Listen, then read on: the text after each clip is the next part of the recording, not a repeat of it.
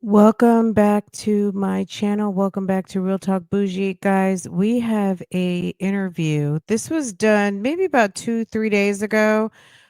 Shaka Johnson came back to do yet another interview. He was talking to Good Day Philadelphia and answering questions about his motivation and his client, Keon King. So, in terms of him staying on the case, in terms of how he procured Keon as a client, and what his plans are, because apparently Kada Scott's family allegedly have asked him to step away from the case. I'm going to be honest, I don't know how true that is or not. But that's what Good Day Philadelphia is asking him to address, that apparently her family asked Mr. Johnson to step away from the case. But at the end of the day, we do know that due process, that Keon has a right to due process. Keon has a right to have adequate representation. And at the end of the day, with a case so serious, the best thing for Keon and all considering and all involved is that he does have adequate representation. Therefore, when the wheels of justice turn, he there are no blips and blunders and all of those things. That's just my opinion, but I understand that the family is hurting and that there's a lot of pain and suffering going on right now. And I don't know. I'm assuming that Shaka Johnson is looked at as some sort of, uh, that his legal prowess is one that people are looking at and don't feel that they want Keon to have that legal representation. Anyway, here is the interview. Let's talk about it. I will You can find this posted. I'll include the link in my description box. So if you want to see it uninterrupted, be my guest, but I will break in from time to time. Is asking for attorney Shaka Johnson to withdraw from representing Keon King. And you know that name because the 21-year-old faces numerous charges. Okay, we missed a couple of words. I just Asking for a 732 to withdraw from representing. Scott is asking for it is 732. Well, the family of Kada Scott is asking for attorney Shaka Johnson to withdraw from representing Keon King. And you know I wonder how that came to him. I mean, is that I just find it hard to believe that the family, with everything that they're going through, are taking time to try to uh reach out to the attorney to ask him to step down. And I find it hard to believe, but I guess name so. because the 21-year-old faces numerous charges in the death of Kada Scott, including murder, kidnapping, conspiracy, abuse of corpse, and tampering with evidence. In a change.org petition, the Scott family says, in part, quote, Philadelphia attorney Shaka Johnson has chosen to represent Keon King in this deeply painful and high-profile case.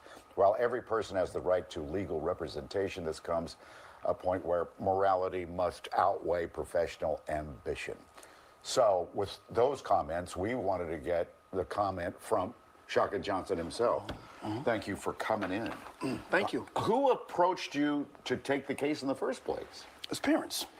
Keon King's parents? Yes, his parents. Now, are you the one that convinced him to turn himself in? I walked in with him. Yes, I turned him in. Shaka Johnson is interesting to me. Why? Okay, so it's coming from a change.org petition. And we'll take a look at that before we go. But then cut to Shaka, Those and he's comments, sitting we there wanted to get the comment from Shaka Johnson with the sunglasses on. It's like, sir, what are you doing? himself. Thank you for coming in. Thank you. Who approached you to take the case in the first place? His parents. Keon King's parents? Yes, his parents. Now, are you the one that convinced him to turn himself in? I walked in with him. Yes, I turned him, and that was before he was formally charged with anything having to do with her disappearance, her kidnapping, the arson, the murder subsequently. That was before any of that. But you were already representing him officially at that point? On the strangulation case that you've now heard about, that they're calling the first one, Right. the district attorney contacted me directly. That's why these remarks are so, quite frankly, nonsensical, because the district attorney contacted me. So listen, I understand you're representing Keon King on this first strangulation. No doubt there may be some other charges coming down the pipe, but would you surrender him? Consulted with my client, consulted with his parents. We decided to do that. Had no idea that this had any relationship to Kada Scott or this sort of Well, case why of would this the parents magnitude. ask you to represent it? Did they, when they saw the news coverage, did they think their son did it? No. They came to me long before they knew their son was ever involved. His name was even swept up in this whole case. They had no idea. No idea. They thought that their son was in very little trouble. Very little trouble. Well, then why turn himself in? Well, because they're law-abiding folks. The parents are salt-of-the-earth people. They're if their son is being sought after, they want to hire an attorney. Please get to the bottom of it. See So why the because he was authorities asked, so exactly. that's why they wanted to see comply. why my son is being sought after, and let's investigate it. That's exactly what it is. They had no idea he was associated with this. We obviously came to find that out, and at that point, I was already his attorney. And because of the strangulation case, why was he out? The case was withdrawn. That strangulation. Because the victim didn't show up in court? Because the victim did not show up in court. Why don't they just do it by Zoom? Well, no. You have Or the could right. it- We have constitutional protections, and people have to come to court. You can't wage allegations against a person and then get on the computer. You got to come down, participate in the process that you began. But aren't there some cases where even, for example, like domestic violence, or there's situations where even if the victim isn't able to come forward, that they're still able to prosecute, or is that just a different scenario? No, it's a slightly different scenario. Okay. But in this particular case, she was given the opportunity to come to court twice. She didn't come to court, and so the case was withdrawn. As happens, let me be clear, this is not something that is highly irregular. It'll happen probably 50 times today. It happens every day. When I say every day, not once or twice. Where victims are not, sorry, what are Where you referring cases to? are withdrawn or discharged, or the government voluntarily withdraws the charges because the so-called victim or the complainant is not there. If nobody agrees to defend him as an attorney, is that when they appoint a public defender? Well, I don't know that many people would not agree to defend him. We represent, when I say we, I'm speaking about the criminal defense bar. We represent people from all walks of life who are accused of all manner of heinous crimes, okay? And I remember didn't you represent a Proud Boy at yes, one I time? did. Yes, I did. I represented Zachary Real, or one of the know that leader of the case. Proud Boys. Did you have any folks from the community upset when you were No. representing him? I got no emails. I got no social media, whatever. I got none of that. And I'm talking about, and he was obviously not the most high-profile person. Of course, you remember when I went and got Maurice Hill from that police barricade standoff for 8 hours. This is what I do. This is what I do. what at do a you- high And level. how long have you been doing this? Almost 20 years. So is this the first time then that you've seen, because there's a petition that's also been put out that has about 2,000 signatures of people asking for you to withdraw from representing Keon King. Here is the about 2,500 petition. Have you People have been posting. Have you ever had reaction like this from the community for representing someone or different? No, I never. And quite frankly, I'm not sure if it's the clickbait. Like, I'm not sure why this particular case, like why this one case, because you cover news, you cover violent crimes. You know, there are people getting killed on a daily basis in this community. I'm not talking about worldwide. In our city of Philadelphia, there are men and women and boys and girls murdered daily. They all have lawyers. So I'm not sure why this particular case. Maybe it's all because everybody involved in the case is black. Well, we're in Philadelphia. Out of the I know. 1.6 million people in this town, most of the crimes in that criminal justice center are perpetrated against black people by black people. Well, and we should mention that was brought up in the petition. If you look at what's on the website, it says, as a respected black attorney, Shaka Johnson's involvement in this case sends a chilling message to the black community that even those who claim to fight for justice are willing to defend known abusers, even those responsible for harming and killing black women. Yeah, that's That's really sad rhetoric, and people should be really more conscious of their words and the things they put out to the unsuspecting public. Because if they were to take just one moment to get from behind the computer and come down to the courthouse, you would see that the rooms are chock full of people who are accused, people who look like me, accused of committing domestic violence, against people who are accused, against victims who look like me as well. And they have black attorneys, black private attorneys, black public defenders. I don't know that this is necessarily black versus white, honestly. I think this is more about the reputation that I've garnered as a successful attorney. I think that's part of it. You have been very successful. Maybe they think you're too successful. Answer a couple other charges. He's doing it for money. Me? No. I could do this case for free. It wouldn't really affect my bottom line. Okay, doing it for notoriety. Then what do we say about, I mean, I know we don't have that sort of time and we're not here for that, but I could give you probably 15 cases that I've done in the last maybe 5 years that are of higher notoriety than this, to be honest with you, right? So that's not it. People come to your office and they consult with you and they say, listen, Alex, at one point there was a gentleman, giving you some grief and they had to go to court. That gentleman had an attorney. Right? So people have attorneys. That is part of the constitutional protections. What few we have left, those are the constitutional protections that are still in place. Due process. You get a lawyer when you are accused of a crime, and you get a lawyer of your choosing. Is this hurtful for you? No, I don't operate on the frequency of social media. I'm not on that bandwidth at all. One last thing, just since you've been representing him even before these charges came out, and I know this is going to be played out in court, so there's probably not too much you can say, but is there more about, because people have been assuming and trying to figure out all kinds of reasons, is there more that we will learn about Keon King? Do you think he is mentally stable enough to do trial? I think you're going to hear some more about Keon King, and the reason why I have been interestingly quiet. Right? Because I think you both know that I'm not afraid of cameras. I'm not afraid of a microphone. I will pull up a podium. That's what I do. In this particular case, you've noticed I have been deafeningly silent. I haven't said a single word. How has he been deafeningly silent and he's done 2 interviews? He has not been maybe he's used to doing daily frequent interviews. I don't know, but I don't see him being deafeningly silent. I This is my don't. second interview. I did one Friday and then one today on this particular subject matter, and nothing about the case, because I want this to play out in court where the rules are different. The court of public opinion has no rules. You can do what you want, say what you want, like the DA's been doing so far. I am not doing that. I want this to play out in court where we have rules. Okay, we want to get you on tape saying this. Will you withdraw from this case? N-O. Well, that's your side of the story. And I'm sticking to it. Okay. Yes, thank you. We also want to mention, of course, that we've been talking with the family, and if the family's more to say, we will also get their side, as we played some quotes for you there But they from asked their petition. that everybody stop, asking them for statements until this woman is laid to rest, and so we'll respect that for sure. True. But All we right. And just that's part of wanted the to reason. Can I mention- just say that, Alex? That's part of the reason that I haven't said very much. I'm trying to show the most respect, and I think you can do 2 of these things at the same time. You can show respect to the decedent and her family, and sort of, believe it or not, the defense attorney can be a part of that healing process. You can, which is why I've been quiet and just doing the work where the courtroom suggests I do the work. All right, it'll be played out in court. We'll come right back. Okay, guys. This is the deal. I do think that Shaka comes with a certain vibrato.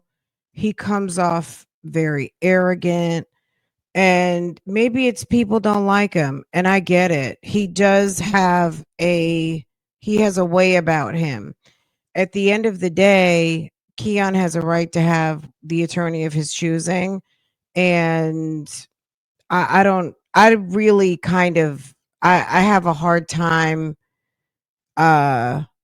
believing that the parents have taken to this campaign, but maybe it's true. I don't know.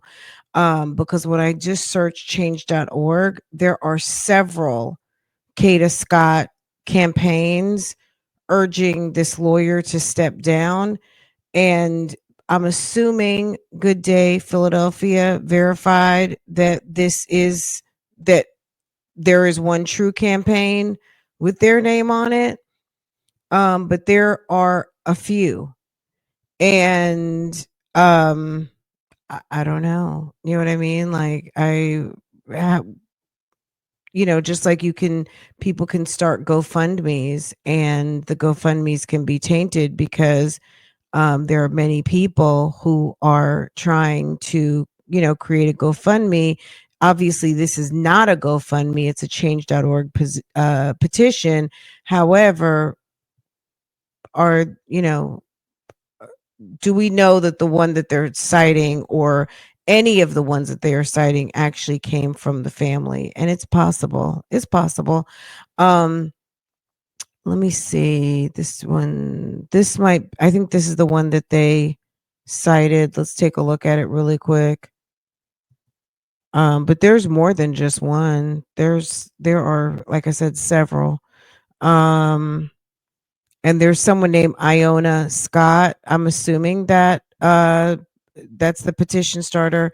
Um, it's saying, we, the family and supporters of Kada Scott, are demanding justice, accountability, and real protection for Black women. Kada Scott was a vibrant young woman whose life was senselessly taken, leaving behind a devastated family and community. The man accused of connection with her death, Keon King, has a known history of violence, particularly against Black women. His actions have shattered lives and endangered others, and yet, once again, the legal system threatens to fail us. To make matters worse, Philadelphia attorney Shaka Johnson has chosen to represent Keon King in this deeply painful and high profile case. While every person has a right to legal representation, there comes a point where morality must outweigh professional ambition. As a respected attorney, Shaka Johnson's involvement in this case sends a chilling message to the Black community that even those who claim to fight for justice are willing to defend known abusers, even those responsible for harming and killing Black women. We are calling for the following. Attorney Shaka Johnson immediately stepped down as legal counsel for Keon King out of respect for the Scott family and the broader community. Full unwavering protection of Keon King with no plea deals or reduced charges. Full and unwavering prosecution of Keon King with no plea deals or reduced charges. He must be held accountable for the harm and loss he's caused. A broader commitment to protecting Black women from domestic violence, abuse, and systemic neglect. Black women are not disposable. We will not be silenced. We will not allow the justice system to protect abusers while ignoring the pain and grieving families. We urge you to sign and share this petition, to stand in solidarity of Kada's family, and to demand that our legal system stop enabling those who harm Black women. This is bigger than one case, and is about the value of Black women's lives and our right to be protected, believed, and defended. Um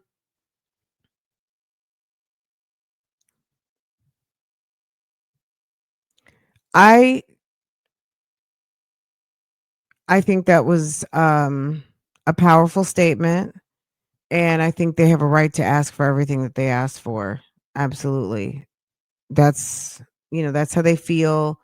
That's how they're asking for support from the community to move forward in these issues, and full justice for Kada. And I think that that's valid. I just don't know if it's going to come from having him step down, because the next lawyer is the next lawyer. You know what I mean? I don't know that Shaka Johnson, to me, doesn't come off that he is I think he's going to stand on business, that he's going to stand on business. That's how it seems to me. He's not really giving warm fuzzy that anyone's feelings are going to step in his decision making. He's accepted this client.